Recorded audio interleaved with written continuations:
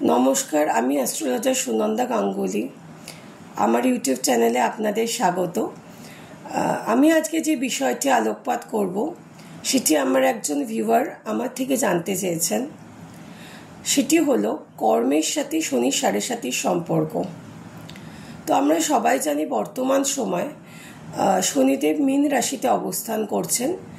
সেটা 29 March 2025 Indian standard time মতে রাত্রি 9:44 শনিদেব কুম্ভ রাশি থেকে মীন রাশিতে গমন করেছেন এবং এই মীন রাশিতে অবস্থান করবেন 3 জুন 2027 ইন্ডিয়ান স্ট্যান্ডার্ড টাইম অনুযায়ী ভোর 5:27 অবধি। এবং এই মীন রাশিতে শনিদেব পূর্ব ভাদ্রপদ নক্ষত্র অর্থাৎ বৃহস্পতির নক্ষত্র, উত্তর ভাদ্রপদ নক্ষত্র অর্থাৎ শনির নক্ষত্র এবং রেবতী নক্ষত্র অর্থাৎ বুধের নক্ষত্র, এই 3টি নক্ষত্রের মধ্য দিয়ে ওনার কর্মকাণ্ড সাধিত করবেন। এবং এই মীন রাশি আমরা জানি মীন রাশির অধিপতি গ্রহ হলো বৃহস্পতি এবং বৃহস্পতি হলেন জ্ঞানের প্রতীক। তাই এই পরিবর্তনটা অত্যন্ত তাৎপর্যপূর্ণ জ্যোতিষশাস্ত্র এবং আমাদের মানব জীবনে। আর এই পরিবর্তনে মেষ রাশির ক্ষেত্রে 7.5 ফার্স্ট ফেজ, মীন রাশির ক্ষেত্রে সেকেন্ড ফেজ এবং কুম্ভ রাশির ক্ষেত্রে থার্ড ফেজ শুরু হয়েছে। আর সিংহ এবং ধনু রাশির ক্ষেত্রে শনির ধাইয়া শুরু হয়েছে। আচ্ছা, শনিদেবের কারকতা নিয়ে প্রথমেই আমি একটু আলোকপাত করি আপনাদের। শনিদেব হলো ন্যায়কারক গ্রহ এবং কর্মফলদাতা উনি। মানে আমরা যে কর্ম সাধিত করেছি জন্মান্তর ধরে এবং বর্তমান সময়, তার ফল উনি প্রদান করেন এই মানব জীবনে। এবং শনি সমস্ত শক্তিকে সঠিকভাবে কেন্দ্রীভূত করেন এবং সেটিকে সঠিকভাবে ব্যবহার করতে আমাদের সাহায্য করেন। এবং এই পদ্ধতিটাই যত সঠিকভাবে সম্ভব হবে ততই আমরা জীবনে সঠিক চলার পথটা খুঁজে পাব। এবং শনি আমাদের বাউন্ডারিটা কেটে দেন, মানে আমাকে কোন সীমানার মধ্যে থেকে কাজ করতে হবে এবং কি কি কাজ করতে হবে, অর্থাৎ সেটা আমার প্রায়োরিটি কি কি থাকবে এবং কোন কাজটা আমার জীবনের সাথে যথোপযুক্ত, সেটা শনিদেব আমাদের জীবনের ক্ষেত্রে সূচিত করেন। আচ্ছা, আমরা প্রথমেই বলি, আমরা ধাইয়া বা 7.5 শুনলে প্রথমেই ভয় পেয়ে যাই বা আতঙ্কিত হয়ে যাই, কিন্তু অ্যাকচুয়ালি এই সব কিছুই কিন্তু কর্মের বিচার্য বিষয়। কারণ শনিদেব আমাদের জীবনে কর্মফলদাতা হিসেবে ফাংশন করেন। তাই আমাদের কর্ম যদি ভালো থাকে আমরা 7.5 ধাইয়াতে ভালো রেজাল্ট পাবো, এবং কর্ম যদি ঠিক না থাকে তাহলে আমাদের কিছু প্রতিকূলতার সম্মুখীন হতে হয়। এবারে তার মানে আমাদের কর্মটা ঠিকভাবে করা জানতে হবে, যে আমরা কিভাবে কর্ম করলে আমরা সঠিকভাবে জীবনে পথটা চলতে পারবো, বা আমরা জীবনে যে যে জিনিসগুলো অ্যাচিভ করতে চাই সেটা একমাত্র সঠিক পথে থাকলেই অ্যাচিভ করা সম্ভব। তাই দুটো ক্ষেত্রেই আমাদের কর্মটা সঠিকভাবে করা জানতে হবে। ঠিক এরকম যখন আমরা যেরকম পড়াশুনোর ক্ষেত্রে, আমি উদাহরণস্বরূপ আপনাদের বলছি যে আমরা যদি সারা বছর ভালো করে পড়াশুনো করি তাহলে আমরা নিশ্চিত থাকি যে আমরা ফলাফলটা ভালোই হবে। কিন্তু আমরা যদি সারা বছর ভালো করে পড়াশুনো না করি তাহলে স্বাভাবিকভাবে আমি রেজাল্ট ভালো আশা করতে পারবো না। ঠিক একই রকমভাবে আমি যদি কর্মর ক্ষেত্রেও আমি সারা জীবন ভালো কর্ম করছি তাহলে আমি ডেফিনেটলি 7.5 পিরিয়ডে ধাইয়ার পিরিয়ডে ভালো রেজাল্ট আশা করতে পারবো ফল হিসেবে। কারণ এই সময় ধাইয়া এবং 7.5 সময় শনিদেব আমাদের জীবনে একটি বিশেষ দৃষ্টি প্রদান করে থাকেন।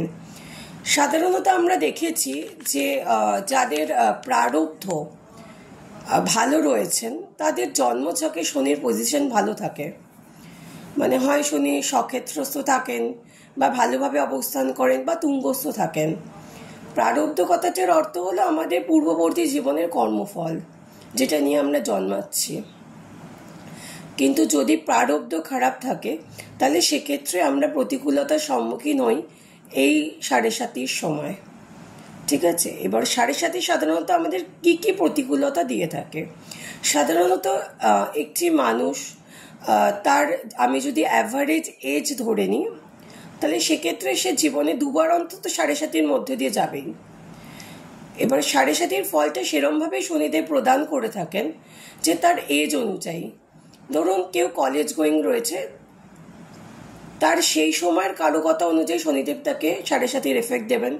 কেউ বার্ধক্য বয়সে রয়েছে বা কেউ সংসার ধর্মে রয়েছে, তো সেই রকম কারকতার ওপর বেস করে শনিদেব তাকে 7.5 ফল প্রদান করে থাকেন।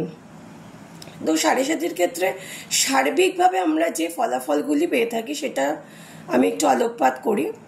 প্রথমত 7.5 আমরা যেরকম এজে রয়েছি প্রত্যেকেরই কর্মকাণ্ডে একটা স্থির বা স্লথ গতি দেখা যায়, এবং একটা মানসিকভাবে অস্থিরতা এবং মানুষের সাথে ভুল বোঝাবুঝি এবং মত পার্থক্য, ঘরে অশান্তিদায়ক পরিস্থিতি।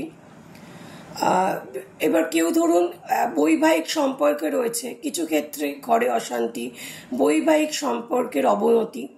তো এটা তার কর্মের ওপর ডিপেন্ড করে যে সে কীরকম ফল পাবে এবং সে কীরকম এজের মধ্যে দিয়ে যাচ্ছে।